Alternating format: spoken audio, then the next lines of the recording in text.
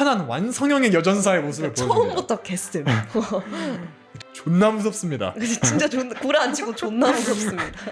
비행 청소년이죠. 맞아. 비행 오토바이 청소년. 타고 다니고. 오토바이 타고 다니고. 그러니까 약간 뜯고. 그치. 약간 예솔이 같은 애지. 애기지 애기. T800 애기야. 진짜 애기. 애기야 애기. 진짜 걸음마 뗀 애기야, 그런 애기. 느낌. 얼어붙고서 깨졌는데 아스탈라비스타 베이비 드디어 끝났다. 아니었습니다. 네, 아니었습니다. 근데 돌아왔습니다. 나는 몰랐지. 스카이넷이 설마 예술계를 먼저 점령할 줄은. 인간보다 예술계를 먼저. 그런 의미에서 한 말이었습니다. 물론 그치. 하여튼 제임스 카메론 화이팅! 안녕하세요. 저희는 안녕하세요. 시네마 토크의 예솔 현구입니다. 오늘 해볼 영화는 저번 편에 이어서 뭐죠? 터미네이터 2입니다. 터미네이터 2. 영화 역사상에서 정말 빼놓을 수 없는 명작 중에 하나죠. 저번에 사실은 터미네이터 1, 2를 이어서 하려고 했었는데 네. 너무 길어질까? 너무 길어질까봐 시간상. 네. 그러다 보니까 영화 본지 꽤 시간이 흘러서 좀 가물가물하죠. 그렇죠. 조금 가물가물. 좀 가물가물할 텐데 그래도 한번 이야기를 나눠보도록 하겠습니다. 터미네이터 2 어떤 영화죠? 저한테 이거 시키세요. 아니 영화를 봤으니까 내용 요약을 그렇죠. 이제 자, 해볼 수 있잖아요. 간단하게 영화 소개해 간단하게. 주시죠. 해줘. 좋아요. 터미네이터 2. 터미네이터 2는 원래 터미네이터 1 1984년 시점에서 이제 시간이 좀 흘렀어요. 10여 년의 시간이 흘러서 존 코너는 어느덧 10대 소년으로 컸고 심지어 미소년. 저 에드워드 펄롱의 그쵸. 굉장히 핸섬하게 자랐죠. 그리고 이 사라 코너는 여전사로 굉장히 강인한 어머니로 그 시점에서 다시 미래에서 터미네이터가 옵니다. 네. 근데 이번에는 저번과는 다르게 2명의 터미네이터가 와요. 근데 또 특이하게 원래는 사라 코너를 죽이려 했던 1편의 아놀드 슈워제네거의 T800이 이번엔 아군으로 똑같이 생긴 모델이라서 똑같이 생겼을 뿐 네. 이번에는 사라 코너와 존 코너를 지키려는 아군으로 등장을 합니다. 반면 사라 코너와 존 코너를 죽이려고 보내진 이 새로운 빌런, 새로운 터미네이터가 등장하죠. 그렇죠. T1000인데 어떤 터미네이터인가요? 액체 터미네이터. 맞아요. 액체 금속. 네. 로봇이라고 하기에도 좀 애매한 그치. 굉장히 업그레이드된 최첨단 기술의 이 로봇이 옵니다. 그래서 벌어지는 사건을 그린 영화죠. 네, 이 터미네이터 2 어떻게 보셨나요? 터미네이터 2는 진짜 옛날에 제가 봤던 기억이 있어요. 근데 그냥 장면만 기억나는 거지. 그때 저희 오빠랑 아빠랑 함께 봤던 기억이 있고 터미네이터 1을 준비를 하면서 2도 보자 이래서 2를 봤는데 되게 재밌더라고요. 개인적으로 1보다 2의 스토리가 더 재밌었다. 그래서 좀 즐겁게 봤습니다. 저 터미네이터 2 자체가 저번에도 1 때도 얘기했던 것 같은데 이 끈질김의 대명사인 터미네이터의 끝판왕을 보여줍니다. T1000이. 그치. 그냥 이 액체 금속이라서 그냥 샷건을 맞아도 몸이 이렇게 찌그러졌다가 다시 이렇게 합쳐져. 실체가 없어. 그러니까. 없어. 나는 사실 터미네이터 2라는 영화를 언제 처음 봤냐면 터미네이터 2만으로는 초등학생 때 학교에서 무슨 과학 박물관 같은 데를 갔는데 거기서 뭐였지? 액체 괴물? 아니야. 냉동 탄소? 이산화탄소? 이거를 구슬 아이스크림 그거를 직접 만드는 그런 걸 이벤트를 하고 있었어. 거기서 영화 자료를 보여주는데 터미네이터 2에 아놀드 슈워제네거가 아스탈라 비스타 베이비 하고서 빵 쏴서 T1000이 박살나는 장면을 보여주는 거야. 애들한테 그런 거 보여주면 되나? 그게 아직도 기억이 나. 얼려가지고 도저히 죽일 수가 없으니까 그냥 사실 T1000을 죽이기 위해서 정말 가지각색의 방법이 등장을 하죠. 그래서 영화가 나온 지가 굉장히 오래됐는데도 불구하고 보는 눈이 아주 즐겁습니다. 맞아. 그냥 시각적으로 특수효과에 그냥 지금 봐도 맞아. 지금 봐도 전혀 손색이 없고 그래서 그냥 총으로 쏘면 T1000은 아무런 그게 없고 그냥 샷건을 쏴도 흐트러졌다가 상처조차 없어. 왜냐면 얘는 다른 점이 회복이니까 그치. 그냥 회복만 되면 상관없는데 얘는 이제 한술 더 떠서 T800은 목소리만 변조할 수 있었던 거에서 한술 더 떠서 변신 맞아. 능력까지 가졌어. 그냥 얼굴까지 바꿀 수 있어. 그냥 완전 그냥 뭐 사기 그냥 개초딩 그냥 능력을 다 갖다 박은 그치, 그런 그치. 사기캐 느낌이야. 어떻게 죽여야 될지 상상도 안 돼. 영화 보는 그니까. 동안은. 처음 봤을 때는 얘가 뭐 몸을 잘라도부터 처음 나오자마자 트럭으로 존 코너를 막 쫓아왔는데 아예 차를 폭파시켜 버리잖아. 샷건으로. 근데 그냥 걸어 나와. 그니까. 상처는 없어. 그래서 사실 터미네이터 1에서는 트럭을 폭파시키는 게 거의 이 T800을 피부를 다 벗겨낸 맞아. 거의 죽기 직전 그 상황인데 얘는 시작부터 이걸로는 끄떡 안 한다. 이거 먹고 들어가는 캐릭터인 그래서 거야. 그 배치를 되게 잘한 것 같았어. 원에서 좀 굉장히 큰 타격으로 다가왔던 사건을 터미네이터 2에서는 그냥 앞쪽에 배치를 해서 스케일이 압도적으로 커졌지. 그치. 그쵸? 그리고 이 티천이라는 캐릭터 말고 영화의 캐릭터들에 대해서 한 명 얘기를 해보자면 사라 코너에 대한 얘기를 먼저 해볼까 하는데 사라 코너는 정말 많이 변했죠. 그치. 그냥 같은 배우가 맞나 싶을 정도로. 나는 사라 코너 처음 등장했을 때 너무 놀랐어. 그 깜빵 같은 데서 막 정신병동에서 이 턱걸이를 막 하면서 등장을 하죠. 이 린다 해밀턴이 원에서는 굉장히 나약하고 처음엔 나약했지만 약간 점점 갈수록 강인해지는 모습을 보여줬다면 터미네이터 2에서는 끝판왕 완성형의 여전사의 모습을 보여줍니다. 처음부터 개슴. 처음 등장하자마자 턱걸이 하면서 턱걸이 하고 턱걸이는 그러다 치는데 딱 뒤돌아서 박사님 안녕하세요 하는데 존나 무섭습니다. 진짜 구라 안 치고 존나 무섭습니다. 이 실버맨 박사의 정말 이 정신병동의 근데 진짜 그 실버맨 박사? 그 사람의 입장에서 생각을 해봐.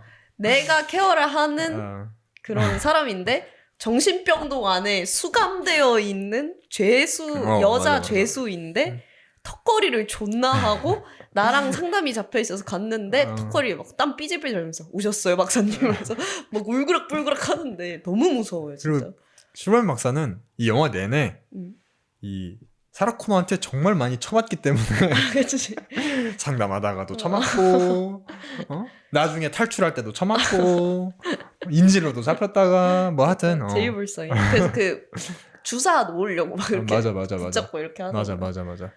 팔뼈 부러뜨렸는데 엄살 부리지 마라. 존내 아픈데 뭔 엄살이야. 그런 상황인데 이 사라 코너라는 인물의 변화가 좀 새롭죠. 그치. 원에서 봤던 사라 코너와는 정말 같은 배우인데 이 린다 해밀턴이라는 배우가 소화해낸 이 사라 코너라는 캐릭터가. 그리고 이 사라 코너가 이 원에서 그 칼리스의 대사로만 얘기했던 조직을 꾸리고 아들을 이 전쟁 영웅으로서 키워내는 그 사라 코너가 정말 눈앞에 있습니다. 진짜로. 그러니까 원에서는 살짝 그 낌새가 있었어 엔딩쯤에. 그래도 되게 강인한 여성이구나. 근데 그 2는 시작할 때부터 그냥 존나 셉니다. 누가 봐도 세. 누가 봐도. 존나 세게 나오지. 근데 이 사라 코너가 되게 입체적인 인물이야. 진짜 맞아. 사실 원에서의 이 터미네이터의 그 공포를 느꼈던 유일한 인물이기도 하고 사랑하는 카일리스를 잃었잖아. 그리고 너는 넷플릭스로 봤지. 아마 삭제된 장면이라서 못 봤을 텐데 정신병동에서 카일리스의 환상을 보면서 되게 카일리스한테랑 되게 자기가 막 고뇌한 장면이 있어. 원래는 카일리스가 그 환상으로 등장을 해서 막 보고 싶다. 하지만 우리 아들을 지켜야 한다. 여길 나가야 한다. 뭐 이런 식으로 자조한 장면이 있거든. 그럼 그 장면은 봤지. 그 핵. 그건 봤어. 그 사라 코너가 사실 마음 한켠에는 연약한 구석을 항상 갖고 있는데 맞아. 계속 아들을 지켜야 된다는 그 모성애가 정말 강하게 와닿아. 그리고 또 이건 삭제된 장면이라서 내가 따로 보내줬잖아. T800이 똑같이 생겼든 하여튼 똑같이 생겼기 때문에 이 공포감이 더 살아나는 것도 있지만 똑같이 생겼든 말든 사실 중요하지 않고 일단 터미네이터야. 그래서 사라 코너는 계속 그거를 고뇌를 해. 이 인물은 내 아군인가 적인가. 실제로 죽이려고도 하고. 처음에 마주쳤을 때가 진짜 동감이 됐어. PTSD가 그러니까 그 상황이 한퇴하면서 막 사라 코너는 정신병동에 갇혀 있고 근데 탈출을 감행을 하는 시기였고 그리고 존 코너와 이 T800은 서로 만나서 좀 우리 엄마를 구하러 가자. 그래서 딱 처음 맞닥뜨리는 장면이 있는데 그때 사라 코너가 엄청 무서워한단 말이야. 그치. 터미네이터가 돌아왔구나. 그치. 어떡하냐 이러면서. 근데 이게 사실은 이게 그 이 영화의 포인트이기도 한데 너는 이미 다 알고 봤지만 당시에 이 영화를 처음 본 관객의 입장에서 그러니까 터미네이터 1을 먼저 본 사람이 터미네이터 2를 딱 보잖아. 1과 포맷이 똑같아. 뭔가 여리여리하고 젊은 남성이 미래 선명이 오고 또 아놀드 슈워제네거가 와. 당연히 아놀드 슈워제네거가 또 빌런이겠거니 생각을 하게 되지. 그리고 그 경찰복을 입고 이 티처는 웃는 것도 잘해. 맞아. 아니 되게 잘해. 처음에 봤을 때 사람 좋아 보인다. 사람 좋아 보이고 일상 속에 잘 섞여 들어가는 그런 인물로 나와. 그리고 그 T800은 여전히 무뚝뚝하고 그리고 존 코너도 T800을 보자마자 막 소스라치게 놀라서 도망가고 T800은 보자마자 총 딱 샷건을 꺼낸단 말이야. 그래서 그 관객의 시점에서 봤을 때는 T800한테 이 존 코너가 위험에 처했는데 T1000이 구한다고 생각을 할 수 있는데 근데 클리셰 파괴지 어떻게 보면. 그치. 근데 이게 되게 광독이 엄청나게 실험적인 시도를 했다고 생각해. 생각을 해봐. 원에서 상징적이었던 악역이었는데 2편에서는 빌런으로 나온다? 잘못 그려내면 영화를 말아먹는 설정이야. 그치. 영화를 완전히 말아먹을 수 있는 설정이야. 기본만 해도 원의 포맷을 그대로 따라가도 흥행이 기본은 지켜질 만한 영화인데 감독은 그걸 지키지 않았던 거야. 오히려 클리셰를 파괴했어. 그치. 근데 오히려 잘 먹혔고 그러니까. 더 재밌지. 두가. 그래서 좀 더 T800이랑 존 코너의 조합이 더 귀엽게 느껴졌다고 맞아. 해야 귀엽게 되나? 느껴지지. 맞아. 근데 그런 장면은 의도적으로 뭔가 넣은 것 같기도 했어. 맞아. 그러니까 되게 막 존 코너가 이제 T800은 내가 하는 말은 무조건 다 듣는구나. 막 장난치잖아. 그래서. 맞아. 그래서 뭐 사람은 절대 쏘지 마. 사람 절대 죽이지 마. 이렇게 얘기하고 막 뭐 해라. 사람을 이러면서. 죽이면 안 돼 했더니만 죽이진 않았어 하고 다리 다다상 쏴버리고. 맞아. 그래서 막 거의 청기백기 하듯이 존 코너가 터미네이터 그러니까 T800을 조종을 한단 말이야. 그래서 그걸 보고 좀 더 귀엽게 느껴졌다. 그러니까 그치. 정서적으로 교류할 시간을 주고. 맞아. 사라 코너도 나중에 인정을 하지. 이 T800이 모순적이어도 이 T800이야말로 존 코너의 아버지의 역할을 할 수 있는 인물이다. 반면 어떻게 보면 T800도 존 코너한테 많이 배우지. 그치. 엄청 배우지. 인간성, 뭔가 행동이나 맞아. 이런 행동 양식 이런 걸 배우면서 그 시킨 대로 다 따라하니까. 맞아. 말도 따라하잖아. 상대방 기분을 좋게 해주고 싶으면 아싸라비스타 베이비 이렇게. 근데 이 영화 처음 볼 때는 그래서 그래 너도 아싸라비스타 베이비 하는데 되게 귀엽게 하는 게 나중에는 이 간지 폭풍으로 그치. 간지 폭풍으로 다가와. 그 장면들이 영화의 명장면이 하나가 아니야. 맞아. 특히 존 코너라는 이 캐릭터에 대해서 이제 얘기를 해보자면 우리가 생각했던 이 원에서는 이 전설로만 들어오던 존 코너가 등장하지 않았었지만 이 어린 소년으로 나오잖아. 하지만 아직 어린 소년이야. 아직 심지어 완전 비행 청소년이죠. 맞아. 비행 오토바이 타고 다니고. 오토바이 타고 다니고. 그러니까 약간 그치. 약간 예솔이 같은 애지. 돈 뜯진 않지 않나? 그 은행 가가지고. 그치. ATM 맞아. 불법 복제해가지고. 맞아. 그때부터 기계를 잘 만졌어. 그러니까. 그치. 엄마한테 다 배워가지고. 그치. 좋은 것만 배워가지고. 하여튼 그래가지고 막 하고 하는데 존 코너라는 캐릭터가 이 영화를 보고 있으면 제일 나는 개멋있다고 생각했어. 어린 나이에 봤을 때. 어리지만 뚝심 있고 그리고 일단 존나 멋있게 생겼고 그치. 그리고 자기 주관이 확실하고 자기만의 정의가 있어. 어머니의 철학에도 자기 뚝심을 유지하는 그런 맞아. 강단이 있고 T800한테도 그리고 영화 내용상으로 사실상 제일 중요한 핵심 인물이기도 하고 난 존 코너라는 인물한테 되게 입이 많이 됐거든. 존 코너도 되게 그냥 옛날에 봤을 때 기억은 잘생겼다 이거밖에 없었는데 그래? 뭔가 막 얘기했던 것만큼 강력한 존 코너의 모습은 아니잖아. 아직 과거니까. 그치.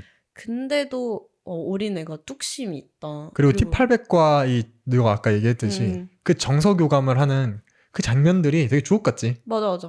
그러고 좀 이 사라 코너라는 캐릭터가 엄청나게 강인한 여성이고 좀 차갑게 대할 때도 있잖아. 존 코너한테. 너는 안 된다. 너는 위대한 인물이어서 넌 죽으면 안 된다. 막 그러고 얘를 놓고 어디 가고 그러는 것도 있잖아. 나중에 그 박사를 죽이려고 찾아갔을 때 사라 코너가 존 코너랑 T800을 두고 그냥 가잖아. 그런 걸 봤을 때 그 마일즈 죽이러 갔을 마일즈 때 죽이러 그 갔을 스카이넷의 창시자 그래서 마일스 다이슨. 그런 것들을 봤을 때 좀 되게 강인한 여성이어서 그 밑에서 자라면 그냥 순한 양처럼 자랄 것 같았거든. 그대로 그냥 진짜 FM 정석대로.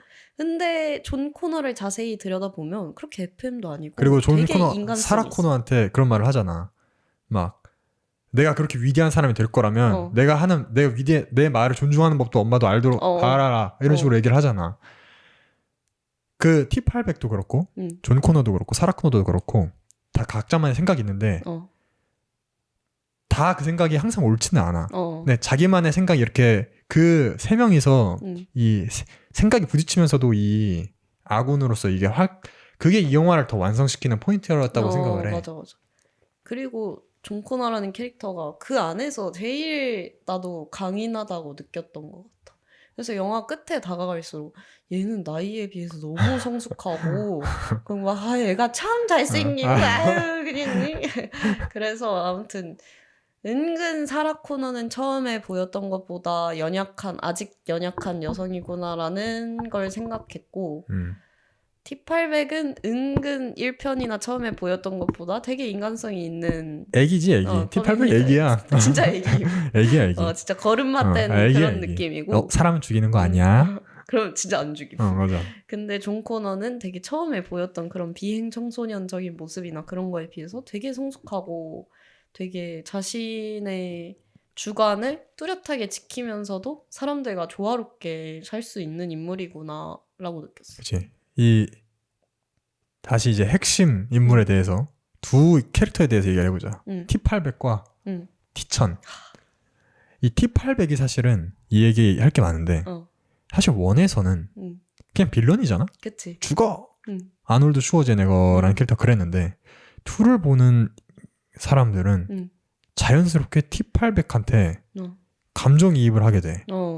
이 정서를 쌓는 유대를 쌓는 그 모습을 보면서. 그래서 이 영화의 마지막에서 T800이 제일 유명한 그 장면이 있잖아. T1000도 죽이고 스카이넷도 다 정리를 했는데 아직 칩이 남아있다. 여기. 근데 거기서는 이제 다시 존 코너가 어린아이가 되지. 맞아. 가지 말라고. 가지 마라. 그런 게 어딨냐. 근데 그게 그 장면이 되게 감동적으로 다가오기도 하는데 플러스 그냥 로봇이 아니라 하나의 인격체로서 명령 불복종을 해. 그니까. 그치. 존 코너가 가지 말라고 명령하잖아. 가지 말라고 막 하는데도 T800이 가야 된다. 그러면서 굿바이. 하고. 알비백 아닙니다. 알비백이 아니라 굿바이 하고서 이러고서 그치. 용광에 빠지지. 용광로 장면. 그 장면이 너무 유명하지. 그치. 터미네이터 안 본 사람들도 이것만 알고. 근데 왜 거기에 알비백이 붙을까? 그러니까 사람들이 대부분 이거랑 알비백 이러면서 이렇게 쭉 이거를 같이 기억을 하잖아. 완전 잘못된 정보인데. 그치. 알비백이 제일 유명한 대사고 이게 제일 유명한 장면이니까 합쳐진 거야. 그러니까 터미네이터 2에서 알비백하고 해서 3에서 돌아왔다 이런 얘기가 많은데 그게 아닙니다. 제임스 카메론 감독은 터미네이터 2로 터미네이터를 끝낼 생각이었고 T800이 사실 용광로가 모든 거에 이제 해결이야. 그치. 정말 못 죽일 것 같았던 T1000도 용광로에는 결국에 죽였어. 맞아.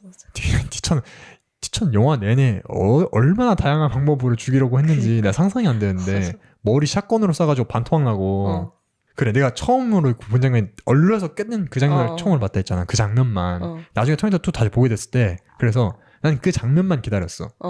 이렇게 끝이겠구나. 아니더라고. 아니야. 아니더라고. 걔가 그 얼어붙고서 깨졌는데 아스탈비스타 베이비 드디어 끝났다. 아니었습니다. 네, 아니었습니다. 근데 돌아왔습니다. 맞아, 그 근데 돌아왔습니다. 조각들이 이렇게 맞아, 물이 맞아. 되더니까 이렇게 다시 뭉쳐가지고. 맞아. 너는 근데 넷플릭스에 봐서 모르겠는데 모를 테지만 합쳐지고 나서 그냥 얼려서 완전 깨졌다가 다시 붙은 거잖아. 그래서 얘가 고장당했어 조금. 진짜. 그래서 걸어갈 때나 쇠를 만지면 그 쇠랑 동화가 돼가지고 그런 삭제 장면이 있거든. 그래서 원래 그거는 이 극장판이 아니라 감독판으로 보면 그래서 걸어갈 때 맨 마지막에 티천이 사라 코너로 변신을 해서 존 코너한테 접근을 하잖아. 근데 그 뒤에 사라 코너가 딱 오니까 존 코너가 쏴요 하잖아. 원래는 그 장면에 사이에 인서트 삭제하면 조금 삭제하는 게 있는데 누가 누군지 모르잖아. 존 코너가 발을 봐. 사라 코너의 발이 티천이라서 밑에 철이랑 똑같이 돼 있어. 이렇게 붙어 있다고? 붙어 있어. 그래가지고 그거 보고서 쏴요 하는 거거든 원래. 근데 그 장면이 일반판이나 넷플릭스에 있는 거는 삭제돼 있어. 사실 그렇구나. 중요한 건데 그치. 영화 내용상 왜 뺐대? 근데 그런 장면이 되게 많아. 되게 중요한 장면들이 많이 빠졌거든. 예를 들면 그래 그 삭제 장면을 얘기하면서 이 영화의 핵심에 대해서 다시 얘기해 볼 수 있을 것 같은데 이 영화는 시간 여행을 다루고 있지만 운명론과 인간의 자유의지에 대해서 다루고 있어. 그치. 운명이라는 게 정해져 있는 걸까? 아니면 우리가 만들어 나가는 걸까? 사실 이게 이 영화의 핵심 메시지고 그치. 단순한 공포 로봇 영화에서 이 영화를 철학적 주제로 갖고 오는 명작으로 만든 주제이기도 해. 터미네이터 2에서는 존 코너를 구하고 티천을 죽이는 것만이 목표가 아니게 돼. 중간부터. 스카이넷이 살아나기 전에 우리가 막는다면 인류의 멸망을 인간과 기계가 전쟁하는 미래가 아예 안 오게 할 수 있지 않을까? 거기에서부터 시작이 돼가지고 존 코너와 T800과 사라 코너가 사라 코너가 먼저 마일스 다이슨을 암살하러 가지. 그치. 어떻게 보면은 같은 순환의 굴레인데 내가 태어나기 전에 죽인다. 이거에 그거 계속 반복이 되는데 이 존 코너가 그걸 막지. 그치. 그리고 다른 방법으로 스카이넷의 탄생을 막으려고 하는 장면이 나오는데 이 주제에 대해서 한번 얘기를 해보자. 그래. 그런 의미에서 삭제 장면이 있어. 영화의 맨 마지막에 T800이 죽고 존 코너와 사라 코너가 있고 사라 코너의 나레이션을 끝으로 차도 장면이 나오잖아. 차 도로가 이렇게 하는 장면. 실제로는 원래 감독이 촬영한 본에서는 그 미래 늙은 사라 코너가 놀이터에 앉아 있고 결혼한 어른이 된 존 코너가 어린아이들과 놀아주고 있는 그런 장면이 나옵니다. 그 중간에 놀이터도 나오잖아. 바로 그 놀이터에서. 바로 그 놀이터에서 그런 장면이 나왔는데 그 장면은 삭제됐죠. 완전히 컷된 장면인데 아니 삭제된 장면인데 그 장면대로 영화가 나왔다면 터미네이터 3는 안 나왔겠지. 그치. 그것 때문에 삭제하지 않았을까? 맞아. 바로 그런 이유 때문이었을 거야. 그 제작사에서 영화에 너무 다친 결말을 내기보다는 3가 나오지 말았어야 했는데 무슨 악플을 2가 정말 훌륭한 3 물론 나도 좋아해. 나 터미네이터 입문 3로 했습니다. 근데 이 터미네이터 2가 워낙에 너무 완벽한 영화였고 그냥 완벽한 영화 정도가 아니라 제임스 카메론도 이제 이런 영화 못 만들어.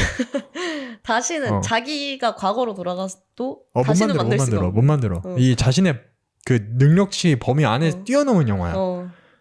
그런 영화라고 생각을 해.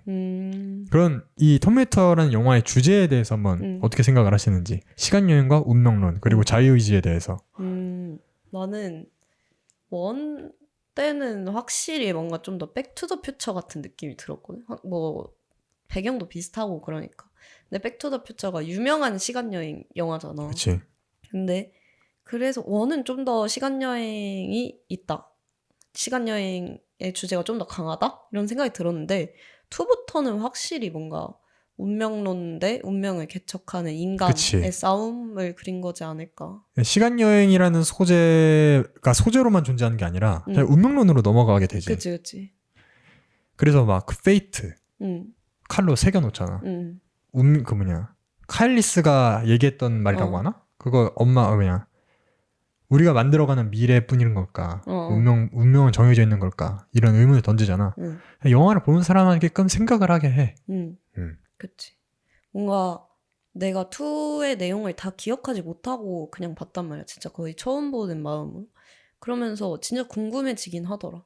얘네가 만약에 스카이넷의 탄생을 막고 그 박사와 함께 죽인다면, 그 걔를 없앤다면 진짜로 없어질까라는 생각이 들기도 했어. 근데 뭐 물론 터미네이터 3의 존재를 알고 있기 때문에 아니 그렇지 않아. 3는 그렇지 다른 작품이니까. 다른 작품이기 때문에. 근데 그 뭔가 좀 더 응원하게 된다고 해야 되나? 약간 아무래도 같은 인간이다 보니까 그 운명을 개척하는 사라 코너와 존 코너의 모습이. 마일스 다이슨 캐릭터도 되게 입체적이잖아. 맞아. 사실 이 영화가 허투루 빼놓을 인물이 없어. 다 입체적이고 맞아. 어떻게 보면 지나가는 단역과 조연들까지도 존 코너의 양부모라든가 존 코너를 이 티천한테 처음 쫓길 때 그 소꿉친구라든가 맞아. 그때 모르는 척 하잖아. 그때 맞아, 둘이 맞아. 게임장 갔는데 그래서 어. 너 이렇게 생긴 아이 아니? 그런데 아니요 존나 모르는데요. 이러고 바로 존 코너한테 달려서 야 누가 너 찾아. 야 짭새 떴어. 그러니까 경찰이 너 찾아 이러면서. 맞아. 그치.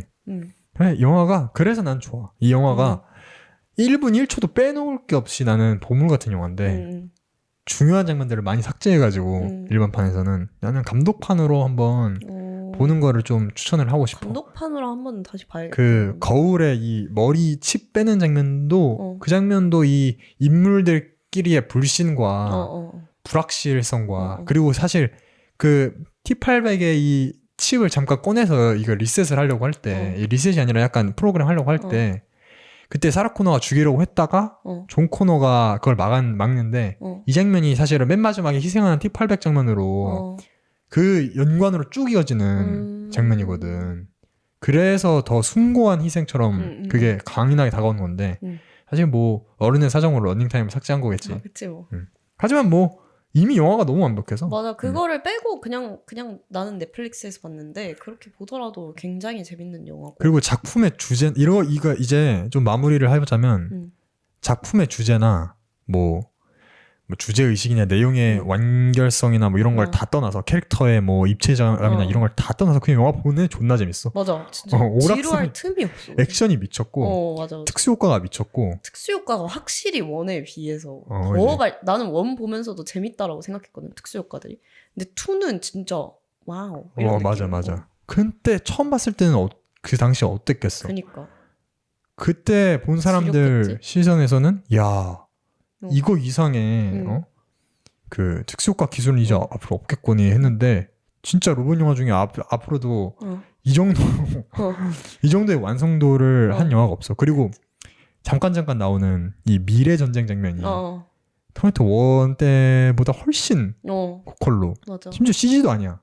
CG가 아니라 약간 그 애니메이트로닉스 미니어처 훨씬 더 그러니까. 현실감 있게 그렇지지. 돈을 많이 써서 그런가? 그치 맞지. 돈을 많이 써가지고 규모도 훨씬 커지고. 그치. 그래서 그 2를 영화관에서 처음 본 사람들은 진짜 그 영화의 시초 알지? 열차에 도착. 그치. 그 기차가 도착하는 걸 리메르 보고 형제. 그 관객들이 깜짝 놀래서 밖으로 도망쳤다는 그 느낌을 뭔가 받지 않았을까? 사실 특수효과가 발전이 되는 핵심 포인트가 되는 시기들이 있다고 생각을 하는데 그 시기가 1991년이랑 3년이랑 아니 스타워즈, 주라기 공원, 근데 그 전에 이 사이에 터미네이터 2다. 터미네이터 2다. 그 다음에는 그 다음에도 이 매트릭스나 아바타 이런 포인트들이 있긴 했는데 그 이후로는 이제 퇴화만 하고 있긴 한데 이제 어떻게 그 AI가 만들어낸 그거 보고 미야자키 하야오처럼 그거 보고 혐오해야 된다고. 나는 몰랐지. 스카이넷이 설마 예술계를 먼저 점령할 줄은. 그러니까. 인간보다 예술계를 먼저? 핵을 터뜨리거나 인류를 정복할 줄 알았지. 그러니까. 그 포토샵 디자이너들 밥그릇 뺐을 줄을 누가 알았겠냐고. 그래, 굿. 저도 한 번씩 씁니다. 저도 유용하게 쓰고 있습니다. 챗GPT. 사실 이 시네마토크 로고도 로고의 디자인에 대한 그래? 씨앗도 얘한테 물어봤어요. 정말 아이러니하네. 이 AI가 인간을 지배하는 영화를 다룬 리뷰를 하는 채널의 프로필을 AI가 아이디어를 줘가지고. 근데 그 폰트 이런 것만 좀 아이디어를 얻고. 오케이. 하여튼 다시 영화 얘기로 넘어가서. 그치. 그래서 터미네이터 2 가장 인상 깊었던 장면이 뭔가요? 나는 우리가 얘기하면서 지속적으로 나왔던 장면인데 그 놀이터 장면 있지. 핵 폭발이 빵. 그때 뭔가 사라 코너라는 인물에 대해서 다시금 생각하게 됐다. 그렇게 느꼈는데, 왜냐면 사라 코너가 말했듯이 처음부터 엄청 강력한 인물, 완전 여전사. 그리고 특히 그 핵폭탄 그 상상을 하는, 꿈을 꾸는 그치. 그 상황에서 진짜 개센 여자처럼 나와. 그러니까 사라 코너랑 존 코너랑 T800이랑 원래 사라 코너가 친했던 사람들한테 가가지고 총을 막 받고, 그리고 총을 막 닦고, 차도 다시 정비를 하고 막 그러다가 사라 코너가 꿈을 꾸는데, 그때 이제 놀이터에서 놀고 있는 애기들을 보다가 그 핵전쟁, 그러니까 핵이 터져서 불타는 걸 보고 깜짝 놀라면서 깨는 장면이 있어. 그래서 나는 그걸 보면서 사라 코너라는 인물이 되게 강력한 여전사라고만 느껴졌거든. 터미네이터 2에서는. 그치. 근데 그 장면을 보면서 막연한 계속 공포감이 있는 거야. 인류 멸망에 대한. 그 공포 때문에 강하게 하려고 맞아.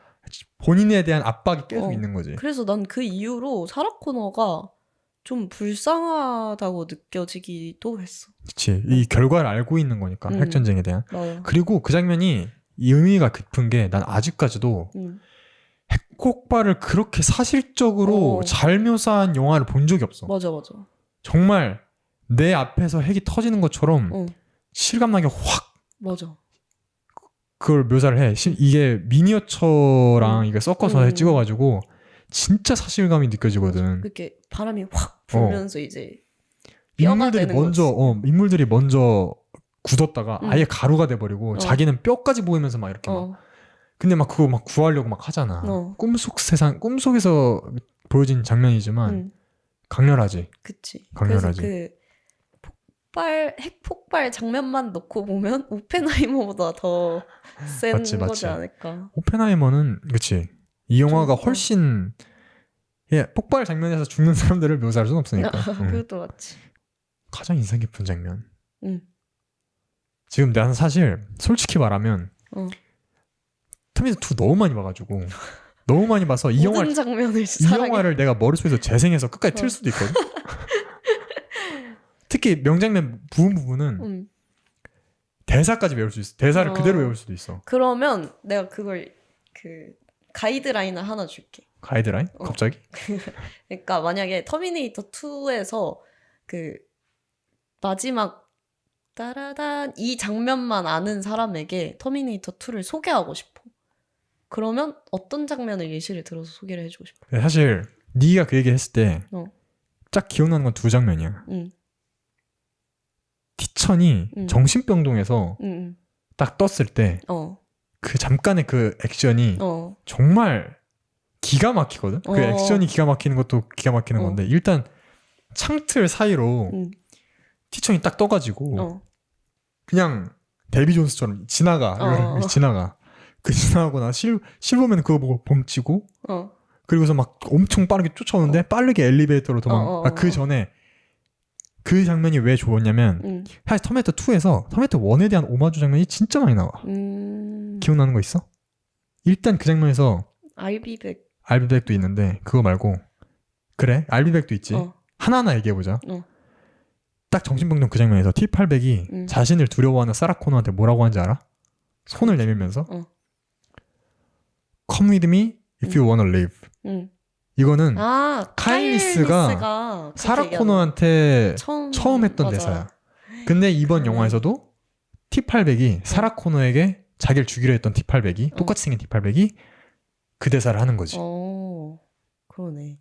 그러면서 도망을 가는데 그 사이에 엘리베이터 막 쫄고 막 하고 막 얼굴 막 빵 쏘고 막 근데 그 장면의 능력 자체가 너무 재밌어. 나는 그 장면이 생각이 나긴 하네. 그러고는 아까 말했던 그 냉동 얼려가지고 빵 쏴버리는 아스타라 비스타 베이비 그 장면? 깐지 명언? 깐지 그런 명언 진짜 깐지 명언이 됐지. 그치. Hasta la vista, baby. 근데 그거 외에도 오마주한 장면들이 예를 들면 T800이 원에서는 트럭에 타 있는 자기를 자기를 친 남자 2명한테 그 2명 한 명이 자기 확인하러 내렸을 때 그 사람 죽인 다음에 옆에 타고 있는 사람 옆에 그대로 타 있는데 타고 나서 얼굴 반이 가죽 다 벗겨진 상태로 딱 쳐다보면 죽이지 않고 뭐라고 해? Get out. 내리라고. Get out. 했더니만 쫄아서 그냥 내려.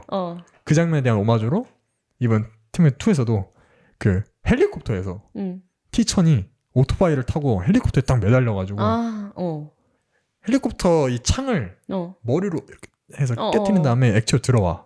그걸 보면서 운전 조종사가 벙쪄. 그거 보고 get out 했더니만 헬리콥터인데 내립니다. 뛰어내리잖아. 뛰어내립니다. 그런 사소한 오마주들이 너무 재밌어. 맞아. 그리고 RB100도 원래는 이 사람들을 죽이기 위해서 그 차로 경찰서를 이렇게 했던 장면인데 토미노2에서는 존 코너한테 걱정하지 마라. 그치. 곧 돌아올 거니까. 그러고서 RB100 하고 나서 그 전설의 장면이지. 머신 미니건. 완전 무차별 난사를 하는 듯 보여. 차들이 막 폭발을 하고 사상자 0명. 그러니까 다 그냥 밑에로 쏘거나 그래서. 그게 진짜. 그래서 나는 그 장면을 보면서 좀 웃었거든. 그러니까 되게 람보식 연출.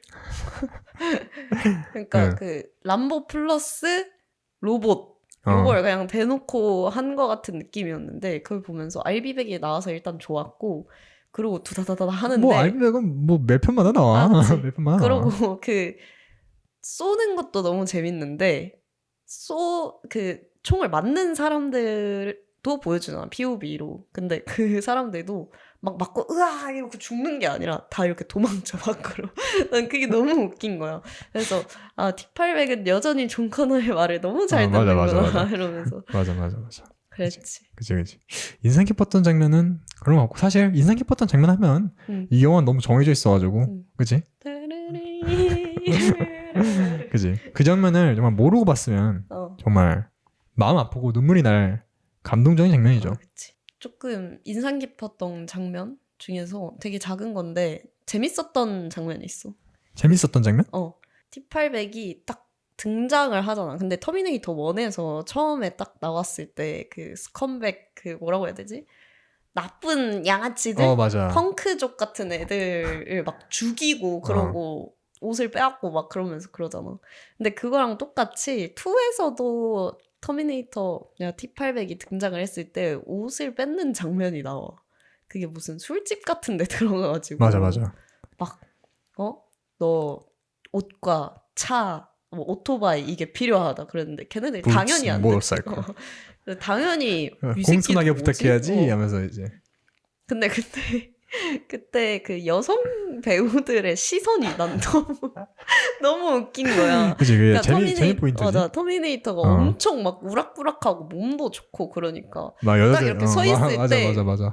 여자들이 이렇게 봤다가 다시 위로 좀 웃으면서 맞아. 그게 너무 맞아. 웃겼어. 맞아. 그러고 토미노 2가 그래 생각보다 토미노가 너랑 유머 코드가 잘 맞아. 난 너무 재밌게 봤어. 영화 자체도 재밌지만 그런 사소한 유머 코드가 재밌습니다. 그런 맞아. 포인트들이. 그리고 좋았던 거는 1에서는 중간에 T800이 선글라스를 끼잖아. 맞아. 2에서는 시작할 때부터 걔네한테 옷을 뺏을 때부터 맞아. 선글라스를 뺏었어. 이해 없어. 그냥 맞아. 하지만 족간지나니까 하지만 간지났죠? 뭐 이런 느낌이. 하지만 멋있었죠? 이런 느낌으로 선글라스를 끼지. 맞아. 왜냐면은 상징적인 캐릭터였는데 2에서는 선글라스 쓸 일이 없거든. 그치. 그러니까 미리 쓰는 거야. 그치. 나는 그래서 영화를 보면서 이런 장면들이 되게 많잖아. 뭐 오마주를 하고 뭐 상징을 많이 쓰고 이러는데 그 밸런스를 되게 잘 잡았다. 그러니까 아무 이유 없이 쓰게 만들 수도 있어. 그냥. 맞아. 근데 그거를 그냥 처음에 옷을 뺏으면서 같이 뺏는다 하면 관객도 용인 가능한 정도잖아. 근데 그러면서도 그 대표적인 이미지를 가져가는 거고. 그래서 좀 이 감독이 되게 밸런스를 잘 잡는다. 제임스 카메론이 후속을 만들 때 내가 좋아하는 포인트가 바로 그거야. 그 사실 터미네이터 2는 음. 1에 완전히 반대되는 음. 포맷인데 음. 같은 감독이지만 음. 하지만 전작에 대한 존중 그리고 전작을 왜 사람들이 좋아했는지를 알고 있기 때문에 그 포인트들을 잘 가져왔어. 맞아. 그래서 오마주들에도 셀프 복제를 해서 그거에 대한 존중, 아는 사람만 알게끔 보이는 포인트들이 있는데 그런 재미를 느끼게끔 해주는 동시에 새로운 실험적인 도전까지도 한. 맞아.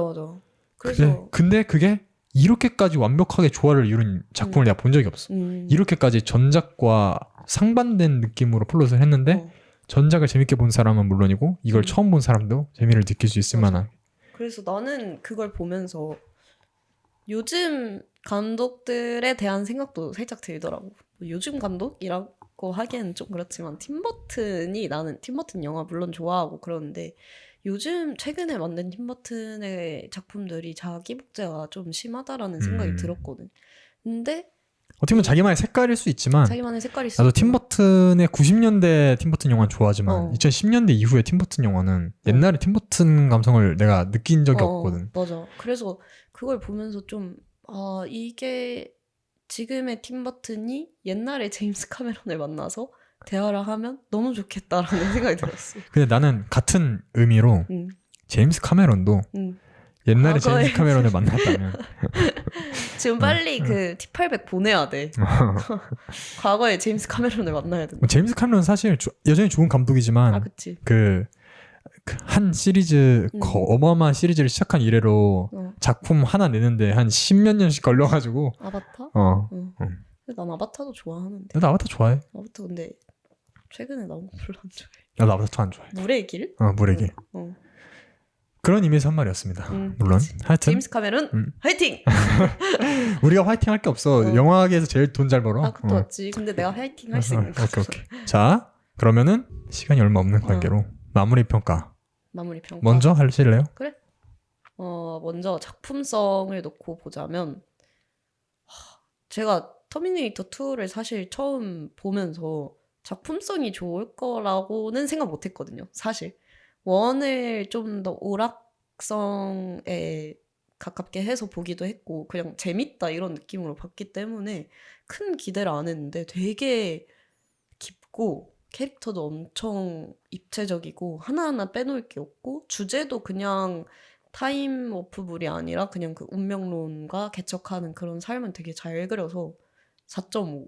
4.5.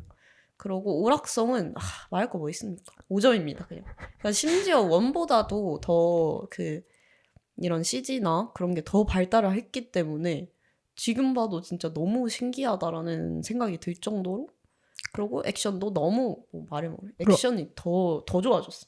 아놀드 연기력도 올랐어. 연기력도 올랐어. 아놀드 연기력도 올랐어. 애초에 연기력이 필요한 인물이 아니었는데도. 맞아. 개인적으로는 제가 막 원래 좀 다크한 영화를 좋아하는 편이기도 하고 생각을 많이 하게 만드는 영화를 좋아하는데 터미네이터는 막 그렇게 다크하다라는 느낌은 안 들잖아요. 근데도 생각을 많이 하게 한 영화는 맞아서 4.5점. 4.5점. 오, 되게 높게 주네. 되게 재밌게 터미네이터 2니까. 저는 개인적으로 이 영화가 저한테 되게 의미가 깊은 영화거든요. 작품성 조금 깊게 생각해 볼 만한데 주제가 확실한데 되게 실험적인 시도들이 많았어요. 영화가. 그런 부분에서 나는 되게 원래 어떻게 보면 이게 별점 깎을 포인트지만 저는 실험적인 시도를 하는 영화들에 높게 점수를 주는 경향이 있거든요. 사실 이런 말들 다 필요 없고 일단 4.5점입니다. 작품성. 주제, 그냥 인물, 내용, 그냥 말할 게 없어. 그냥 완벽한 영화야. 근데 제임스 카메론도 못 만든다니까? 이 영화. 그냥 시대가 만든 어떻게 이런 영화가 그 시기에 나왔는지. 그러니까 그 시기에 나와버리니까 이 영화를 이을 영화들이 못 나오잖아. 하여튼 오락성 이거는 그냥 오락성 뭐 별이 무슨 소리입니까? 별 100개입니다. 5만 개. 그냥 영화가 시작하고 나서부터 끝날 때까지 그냥 존나 재밌다라는 생각밖에 안 듭니다. 그리고 배우들도 잘생기고 예쁜 사람들이 많이 나와가지고. 그리고 이 설정 캐릭터란 인물 캐릭터가 단순히 인물의 성격이 아니야. 티천이라는 그 아이디어 자체가 너무 난 이 아이디어가 어떻게 이런 존재를 상상했을까도 생각이 안 들어. 이 티처널에서 많이 파생된 우리는 캐릭터들을 많이 봤기 때문에 이제는 알겠지만 그 당시로 난 아직도 액체와 금속을 하나로 하는 액체 금속 캐릭터 이렇게까지 잘 너무 잘해가지고 그 이후 시리즈에 나온 빌런 터미네이터들 보면은 진짜 하나도 참신한 게 느껴지지 않고 티천 같은 액체 금속이 있었으면 뭐 이제 좀 새로운 걸 보여주는 걸 해야 되는데 그런 게 없어. 나오긴 했는데 전혀 티천만큼의 그런 공포감과 끈질김이 느껴지진 않아. 터미네이터 1, 2가 그래서 고평가 받는 것기도 하고 물론 주제도 주제지만 개인적인 평가는 진짜 마음 같아서는 별을 진짜 막 6개, 7개 주고 싶은데 저는 4개 반. 4개 반. 저도 그 모든 걸 고려했을 때 터미네이터 2는 4개 반이 딱 확실한 것 같아. 4.9점? 4.7점? 완벽한 영화는 없다고 생각하기 때문에 내가 제일 좋아하는 영화 하나에만 별 5개 주고 싶어서 그런 의미에서 터미네이터 2는 나도 조금 고쳐도 되나? 어떻게? 별 4개 반. 4개. 4개? 넌 줄었네?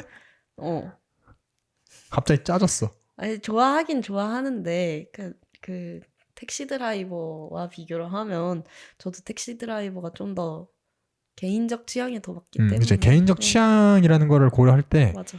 그 개인적 취향을 강하게 넣어야 돼. 그래서 평점을 줘야 되니까. 그래서 4점 고치겠습니다. 자, 그러면 터미네이터 2는 여기까지. 자, 과연 다음에 터미네이터 3나 4를 얘기할 일이 있을지는 한번 반응을 보고 한번 두고 봅시다. 보고 정하는 걸로 합시다. 자, 좋아요. 마무리하겠습니다. 네, 좋았습니다. 자, 다음 시간에 만나요.